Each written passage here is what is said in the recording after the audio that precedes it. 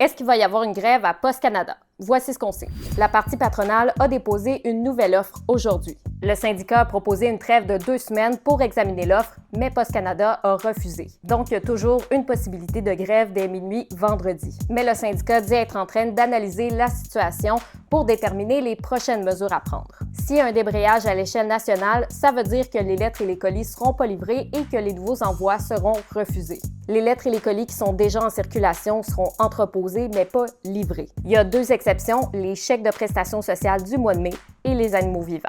Un certain nombre d'entreprises se sont déjà organisées pour livrer leurs colis avec d'autres transporteurs.